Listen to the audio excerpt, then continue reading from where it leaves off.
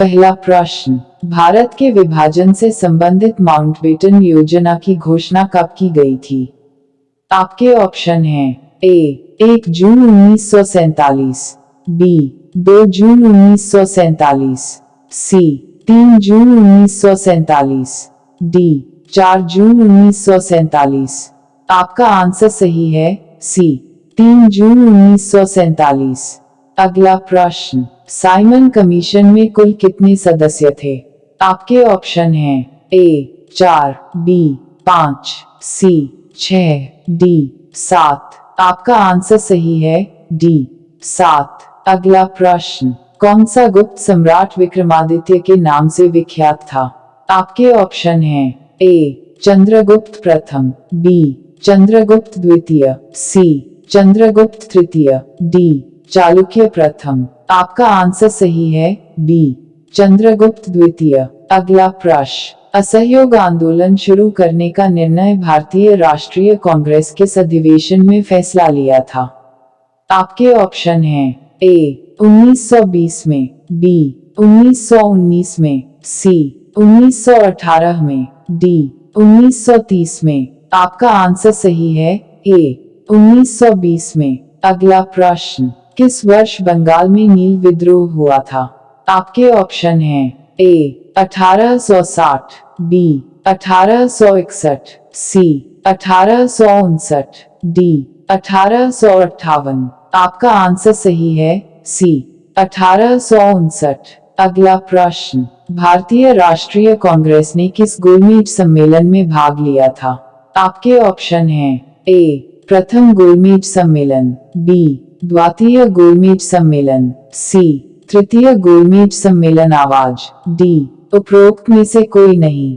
आपका आंसर सही है बी द्वितीय गोलमेज सम्मेलन। अगला प्रश्न, हड़प्पा सभ्यता के किस स्थल से हल्का मिट्टी का मॉडल मिला था? आपके ऑप्शन हैं ए लोथल, बी धोलावीरा, सी सिंधु से, डी बनावली। आपका आंसर सही है डी बनावली। अगला प्रश्न, भारतीय इतिहास में कौन सा वंश पितृहंता वंश के रूप में जाना जाता है? आपके ऑप्शन हैं ए मौर्य वंश को, बी मुगल वंश को, सी गुप्त वंश का, डी हर्यक वंश को। आपका आंसर सही है डी हर्यक वंश को। अगला प्रश्न, सतसही संहिता किस महाकाव्य को कहा जाता है? आपके ऑप्शन हैं ए महाभारत को, बी रामायण, सी रामचरितमानस का, डी यजुर्वेद को। आपका आंसर सही है ए महाभारत को। अगला प्रश्न, रामप्रसाद बिस्मिल्ला को किस मामले में फांसी की सजा दी गई थी? आपके ऑप्शन हैं ए काकोरी ट्रेन, बी चोरा चोरी कांड, सी मेरठ कांड, डी विधानसभा कांड। आपका आंसर सही है ए काकोरी ट्रेन। अगला प्रश्न, किस वर्ष कांग्रेस तथा मुस्लिम लीग के बीच लखनऊ पैक्ट हुआ था? आपके ऑप्शन हैं ए 1906, बी 1910, सी 1916, डी 1914। आपका आंसर सही है सी 1916। अगला प्रश्न, खजुराहो के विश्व प्रसिद्ध मंदिरों का निर्माण किसने करवाया था?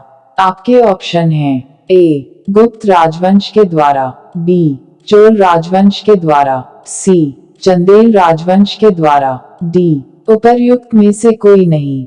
आपका आंसर सही है सी चंदेल राजवंश के द्वारा। अगला प्रश्न, नटाल इंडियन कांग्रेस के संस्थापक कौन थे? आपके ऑप्शन हैं ए रविंद्रनाथ टैगोर, बी महात्मा गांधी, सी राजगोपालाचारी, डी लाला लाजपत राय। आपका आंसर सही है बी महात्मा गांधी। अगला प्रश्न, राजा राममोहन ने समाज की स्थापना की थी? आपके ऑप्शन हैं ए ब्रह्म समाज की, बी आर्य समाज की, सी प्रार्थना समाज की, डी उपर्युक्त में से सभी। आपका आंसर सही है ए ब्रह्म समाज की। अगला प्रश्न, चित्रकला में सर्वोच्च शिखर पर किस मुगल शासक के शासनकाल में पहुंची थी? आपके ऑप्शन हैं ए अकबर, बी जहांगीर, सी हुमायूं, डी औरंगजेब। आपका आंसर सही है बी जहांगीर। अगला प्रश्न, उपनिषदों को संस्कृत से फारसी भाषा में अनुवाद करने का श्रेय किसको जाता है?